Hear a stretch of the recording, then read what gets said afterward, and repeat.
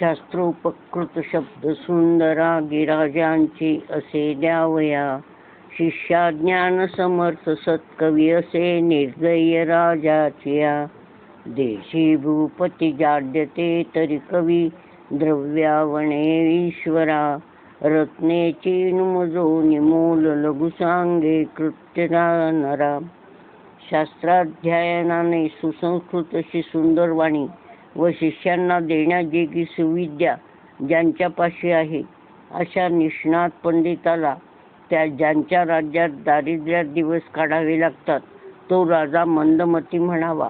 पंडित हे धन नसले तरी शब्दसृष्टीचे ईश्वर असतात अशा संगतीने सद्गुण अंगी बांधतात. दत्तात्रयाने विविध गुण संपादन केले ते सृष्टीचे नीट निरीक्षण करून ज्या लहान कीटकापासून ते मानवापर्यंत अशा 24 गुरूंची निवड करून त्यांचे गुण आत्मसात केले. गुणी माणसाकडून गुण आत्मसात करण्यासाठी त्या माणसाच्या सहवासात राहावे. आईच्या सतत सहवासाने मुलांमध्ये तिचे गुण उतरतात. या समासात जे जे उत्तम व उदात्त महन्मधुर ते शिकण्याचा आग्रह आहे. एका शिल्पकाराने 3 एकसारखे पुतळे तयार केले. राजाच्या दरबारात नेले. यातील सर्वात उत्तम पुतळा ओळखण्यास राजाने सांगितले. सारखेच तर दिसतात, कसे निवडणार? पण एक हुशार मंत्री होता. त्याने एक काडी घेतली, ती एका पुतळ्याच्या कानात घातली. ती दुसऱ्या कानातून बाहेर आली. दुसऱ्या पुतळ्याची काडी तोंडातून बाहेर आली, पण तिसऱ्याची बाहेर आलीच नाही. त्या मंत्र्याने सांगितले, पहिला ह्या कानाने ऐकून दुसऱ्याने सोडून देतो. दुसरा ऐकलेले भडाभडा बोलून टाकतो. तिसरा मात्र त्यावर मनन करतो व आत्मसात करतो. म्हणून तिसरा पुतळा उत्तम. माणूस रूपाने किंवा दागदागिन्यांनी नाही तर त्याच्या गुणांनी ओळखला जातो. म्हणून ज्ञानी माणसाची संगत धरावी, गुण घ्यावे. श्रीराम. नेनपणे झाले ते होऊन गेले. जाणतेपणे वर्तले पाहिजे नेमस्त. श्रीराम. मनुष्याच्या नकळत जे होऊन गेले त्याचा विचार करू नये, ते सोडून द्यावे. नकळत जे घडते त्यात दोष नसतो, पण एकदा जी चूक झाली ती समजून घ्यावी व पुन्हा करू नये. शहाणे होऊन शिस्तीने नियमितपणे वागण्याचा निश्चय करावा. जाणत्याची संगती धरावी, जाणत्याची सेवा करावी, जाणत्याची सद्बुद्धी घ्यावी हळूहळू. श्रीराम.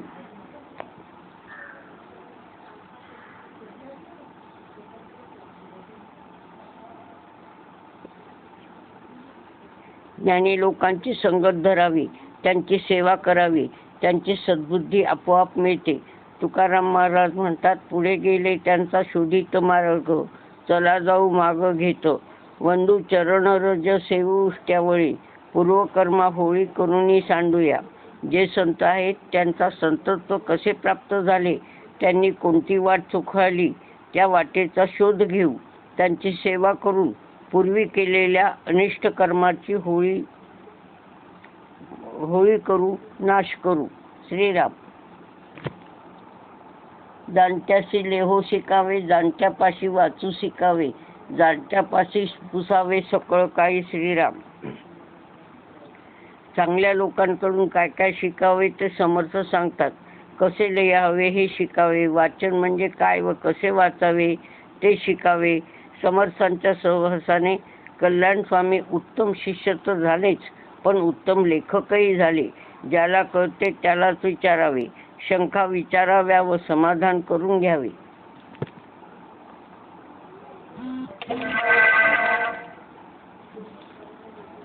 जाणत्यास करावा उपकार,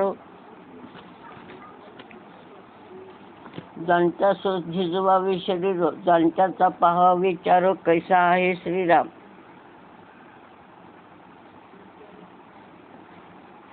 जाणत्यावर उपकार करावा म्हणजे त्याच्या उपयोगी पडावे, ते सुद्धा परतफेडीच्या अपेक्षेने करू नये. सदा देव काजी जिथे देह जाता तोच ईश्वराचा भक्त होतो. या ज्ञानी पुरुषांना पृथ्वीवरील देव मानून त्यांची सेवा करावी. ते कसे विचार करतात ते जाणून घ्यावे. जाणत्याचे संगतीने भजावे, जाणत्यांचे संगतीने झिजावे, जाणत्याचे संगतीने रिजावे, विवर विवरो श्रीराम.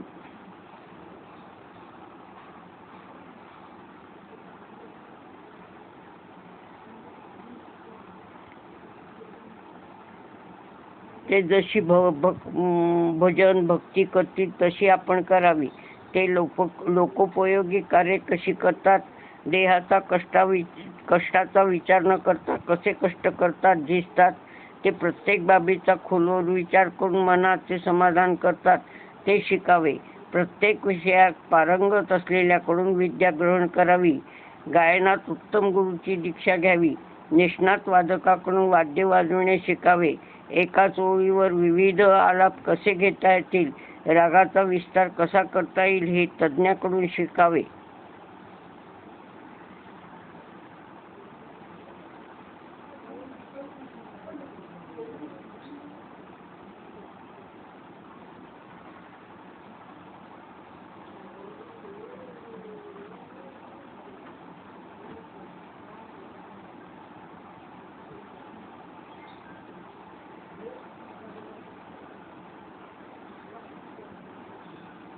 जाणत्याचे कासे लागावे, जाणत्याचे औषध घ्यावे, जाणता सांगेल ते करावे पथ्य आधी.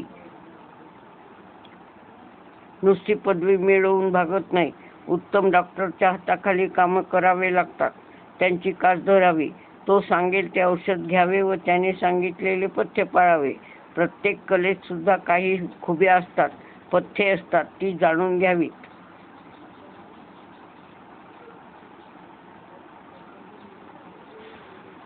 जाणत्यापाशी परीक्षा शिकणे, जाणत्यापाशी तालीम करणे, जाणत्यापाशी पोहणे अभ्यासावे श्रीराम.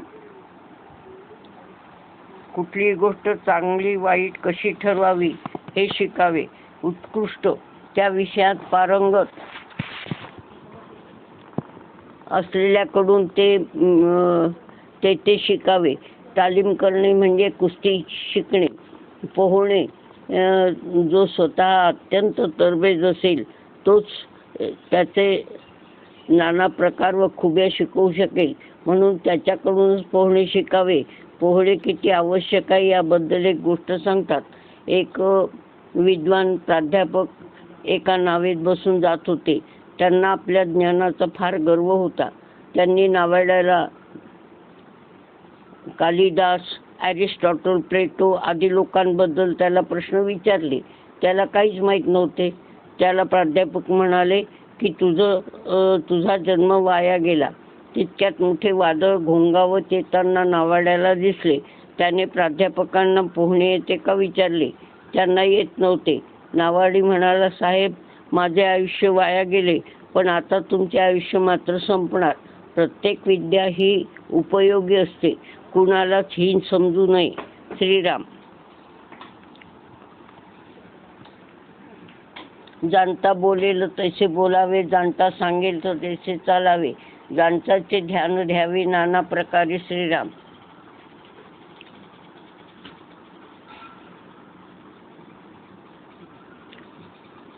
बोलावे कुणाशी कसे हे शिकावे.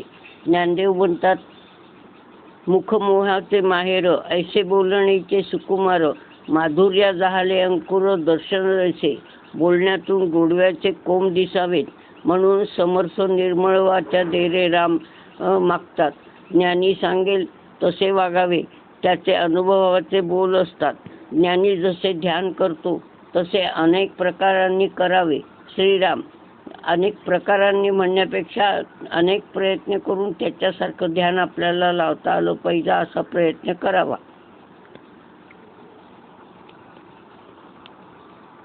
जाणत्याच्या कथा शिकाव्या, जाणत्याच्या युक्ती समजाव्या, जाणत्याच्या गोष्टी विवराव्या सकळ काही. श्रीराम. ज्ञानी ज्या कथा सांगतात त्या शिकाव्या, म्हणजे नुसत्या ऐकू नयेत, सांगता याव्यात. त्याच्या युक्त्या व वागणे सर्व आत्मसात करावे. जाणत्याचे पेचो जाणावे, जाणत्याचे पीळ उकलावे, जाणता राखेल तैसे राखावे लोकराजी. श्रीराम. जाणता दुसऱ्याला आपले पटवून देण्यासाठी त्याला कसा पेचात पकडतो ते शिकावे. तो दुसऱ्याच्या मनातील अडीक कशी दूर करतो ते पाहावे. लोकांना तो कसा खुश करतो ते शिकावे.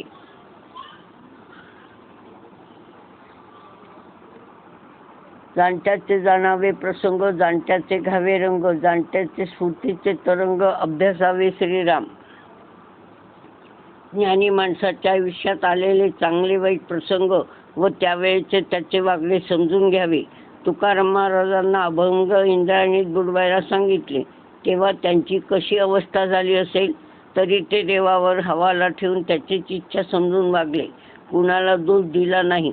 मुक्ताबाई ज्ञानदेवांना सांगते, योगी पावन मनाचा, साही अपराध जनाचा, चिंता क्रोध मागे सारा. योग्याने मन पवित्र निर्मळ ठेवावे. कुणाला दोष देऊ नये. राम भरताला म्हणतो, दैव जात दुःखे भरता, दोष ना कुणाचा. कैकेयीचा सुद्धा काही दोष नाही असे सांगतो. हे सर्व आपण समजून घ्यावे.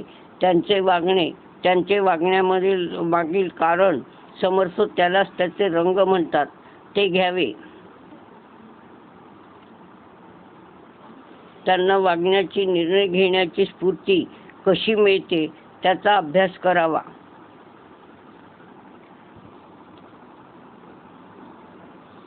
जाणत्याचा साक्षेप घ्यावा, जाणत्याचा तर्क जाणावा, जाणत्याचा उल्लेख समजावा, न बोलताची श्रीराम.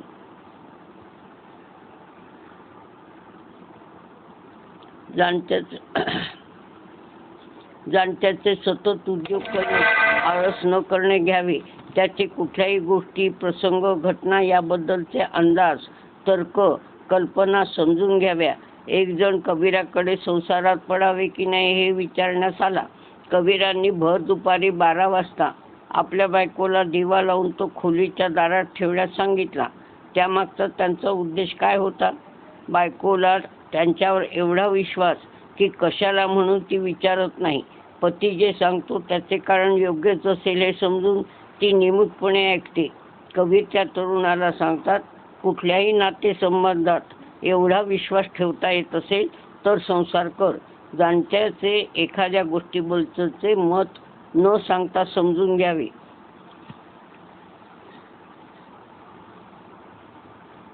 जाणत्याचा साक्षेप घ्यावा, जाणत्याचा तर्क जाणावा, जाणत्याचा उल्लेख न बोलताची. जाणत्याचे धूर्तपण, जाणत्याचे राजकारण, जाणत्याचे निरूपण ऐकत जावे श्रीराम. त्याचे धूर्तपण, राजकारण, निरूपण याबद्दल ज्ञानीजनांचेच ऐकावे. भलत्या सलत्याचे त्याबद्दलचे ऐकू नयेत. मुरब्बी लोक, अनुभव संपन्न लोकच ते योग्य प्रकारे सांगू शकतात. जाणत्याची कवित्वे शिकावी, गद्ये पद्ये ओळखावी, माधुर्य वचने समजावी, अंतर्यामी श्रीराम. काव्य कसे करावे व असावे, गद्य पद्याचा अर्थ जाणणे हे महान व्यक्तींच्या ग्रंथावरून समजून घ्यावे. वामन पंडितांचे श्लोक, मोरोपंतांची केकावली, त्यातील उपमा लक्षात घ्याव्यात. यमक साधने तर मनाला थक्क करते. पुष्पवर्ण नटला पळसाचा, पार्थ सावध नसे पळसाचा. किती छान पहा. पळसाचा म्हणजे पळसाच्या फुलांचा पहिल्या ओळीत, दुसरीत पळ म्हणजे क्षणभर आणि साचा म्हणजे सुद्धा. काही लोकांची मधुर भाषणे मनन करून समजून घ्यावीत. श्रीराम.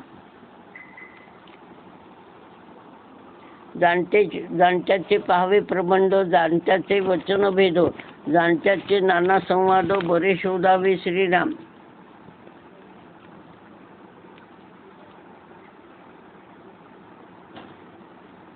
ज्ञानी म्हणजे विशेष प्रावीण्य प्राप्त लोकांचे प्रबंध वाचावेत, त्यांचा अभ्यास करावा. त्यांचे बोलण्याचे प्रकार, अनेक संभाषणे, लोकांशी होणारी संभाषणे यांचा नीट विचार करावा. त्यासाठी बहुश्रुतपणा असावा.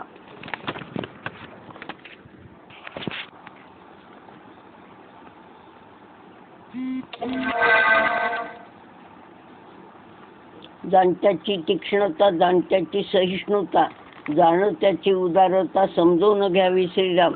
ज्ञानी माणसे तत्वाच्या बाबतीत कडक असतात. ते तत्वाशी तडजोड करत नाहीत. एकपत्नी व्रत रामाचे होते. राजसूय यज्ञाचे वेळी दुसरा विवाह करावा असा सल्ला मिळाला.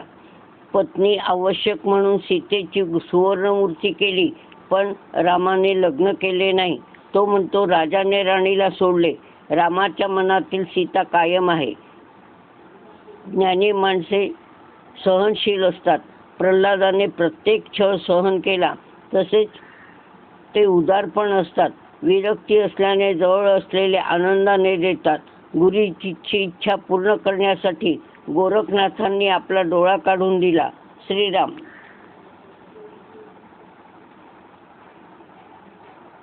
जाणत्याची नाना कल्पना, जाणत्याची दीर्घ सूचना, जाणत्याची विवंचना समजून घ्यावी. श्रीराम. जाणत्याची कल्पना म्हणजे विचार करण्याची कला, हातोटी, दूरदर्शीपणा, कल्पकता समजून घ्यावी. वालीवधाने रामाने 2 गोष्टी साधल्या. एक, रावणाचा मोठा आधार नष्ट केला. दुसरा, सुग्रीव व वानरसेने यांना आपलेसे केले. श्रीराम.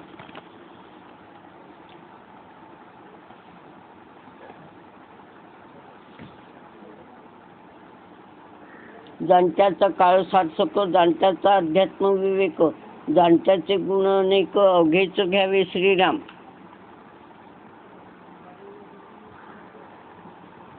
जाणत्याची कल्पना, जाणता आपला वेळ कसा योग्य ठिकाणी घालवतो, तो अध्यात्म विचार कसा करतो, त्याच्यात असलेले अनेक गुण सर्व आत्मसात करावे. म्हणून रामाच्या गुणांचा विचार लहानपणापासून बिंबवला जावा. तरुणांनी रामायणाचा अभ्यास करावा.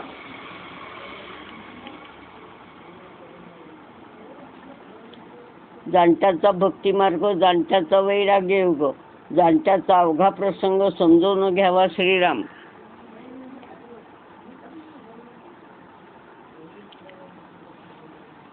तो ईश्वराची भक्ती करताना कोणत्या मार्गाचा अवलंब करतो, कर्ममार्ग, भक्तिमार्ग की योग मार्ग, माहीत करून घ्यावे. तो मार्ग कसा आचरावा ते समजून घ्यावे. तो वैराग्य कसे आचरितो, कसे व कुठल्या बाबतीत पाळतो हेच नव्हे तर त्याच्या सगळ्याच गोष्टी समजून घ्याव्यात.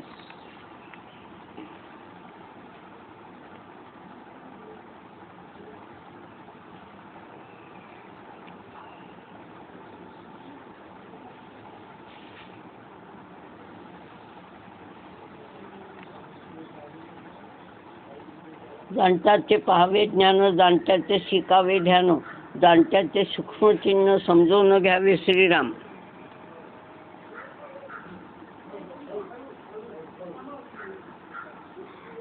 त्याचे ज्ञान पाहावे.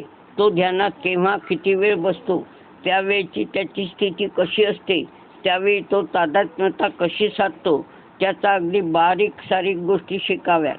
श्रीराम.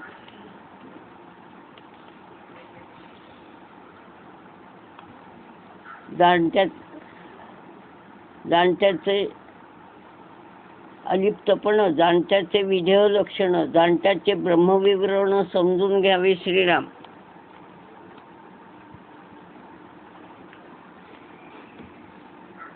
त्याचे या जगताशी अलिप्तपण कसे साधते, कुठल्या गोष्टी तो मन त्यात न गुंतवता त्रयस्थपणे करतो, तो देहभान कसे विसरतो, तो विधेयी कसा म्हणविला जातो व तो परब्रह्माबद्दल कसे विचार करतो ते समजून घ्यावे.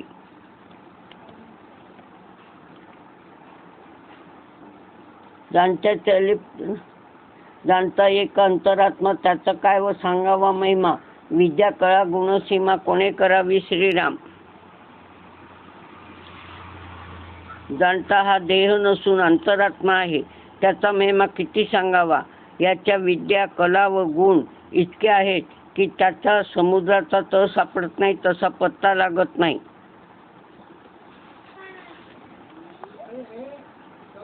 परमेश्वराचे गुणानुवाद अखंड करावा संवाद, तेणेकरिता आनंद उदंड होतो. श्रीराम.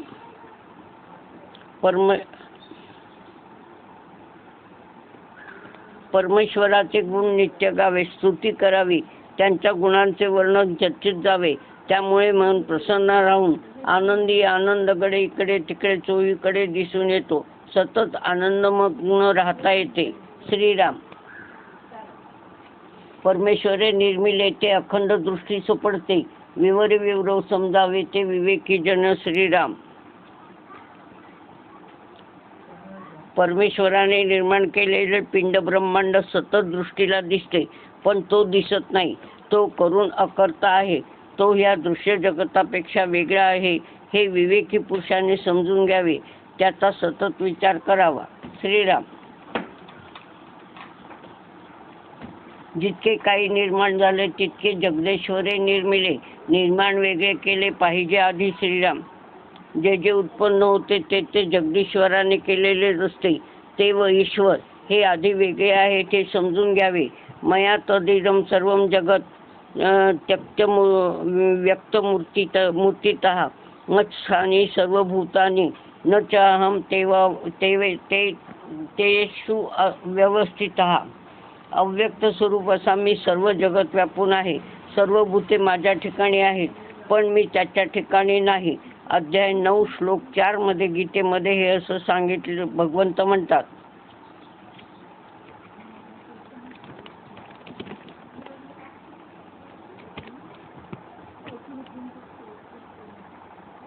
तो निर्माण करीतो जनापूर्वी जाता दिसेना. विवेक अनुमाना आणि तो जावा. श्रीराम. तो लोकांना उत्पन्न करतो, पण पाहायला गेले तर तो दिसत नाही.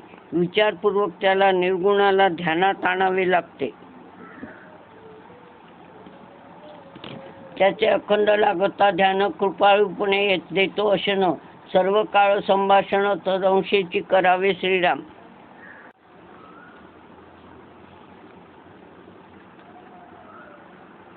जितके काही निर्माण झाले तितके जगदेश्वरे निर्मिले. निर्माण वेगळे केले पाहिजे आधी. श्रीराम. जे जे उत्पन्न होते ते ते जगदीश्वराने केलेलेच असते. ते व ईश्वर हे आधी वेगळे आहे ते समजून घ्यावे. मया तदिदं सर्व जगत व्यक्तमूर्तीना मत्स्थानी सर्वभूतानि न चाहं तेषु व्यवस्थितः. अव्यक्त स्वरूप असा मी सर्व जगात व्यापून आहे. सर्व भूते माझ्या ठिकाणी आहेत, पण मी त्यांच्या ठिकाणी नाही असे स्वतः श्रीकृष्ण अध्याय 9 श्लोक 4 मध्ये सांगतात. तो निर्माण करतो जनापरी पाहो जाता दिसेना. विवेक बळे अनुमाना आणि जावा. श्रीराम. तो लोकांना उत्पन्न करतो, पण पाहायला गेले तर तो दिसत नाही. विचारपूर्वक त्याला निर्गुणाला ध्यानात आणावे लागते. श्रीराम. त्याचे अखंड लागता ध्यान कृपाळपणे देतो अशन. सर्व काळ संभाषण तदंशेची करावे. श्रीराम. त्या परब्रह्माचा अखंड ध्यास लागता. त्याचे चिंतन सतत केल्याने तो आपला योगक्षेम पाहतो. येषां नित्यम अभियुक्तानां योगक्षेमं वहाम्यहं. माझे सदैव चिंतन करणाऱ्यांची मी सर्व प्रकारे काळजी घेतो. अध्याय 9 मध्ये श्लोक 22 मध्ये श्रीकृष्ण म्हणतात, म्हणून संभाषण करणारा व ऐकणारा त्याचेच अंश आहेत असे समजून संवाद करावा. श्रीराम.